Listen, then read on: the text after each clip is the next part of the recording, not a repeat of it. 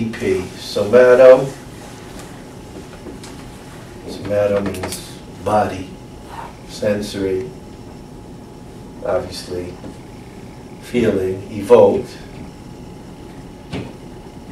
which means from stimulation, potential, which means response.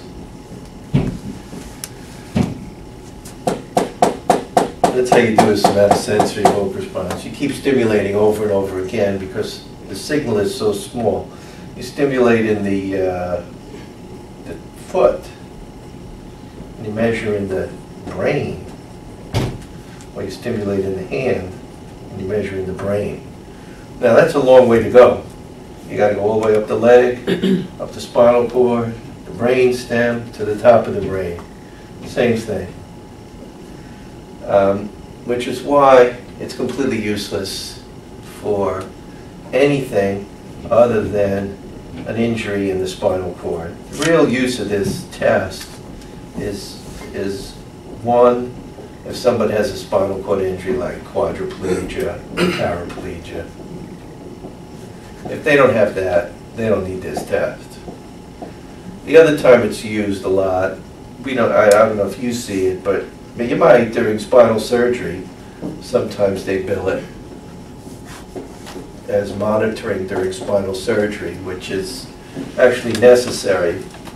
And there's all kinds of ways that it's charged for, by time, by whatever. But it is a real use during spinal surgery. Generally, it's for. But for our purposes, unless they have this, it's not needed. It's just not specific enough, and it's not sensitive enough. You have to stimulate a minimum of 256 times, because you have it's the square root of the number of signals is how good your recording is.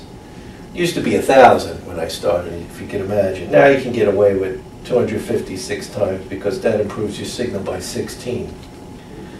And it really doesn't tell you anything. It just tells you that somewhere along the way things aren't right.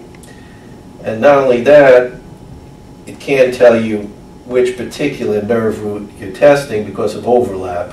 There's all kinds of overlap in the skin. That's just how we're made. So this test should never be allowed unless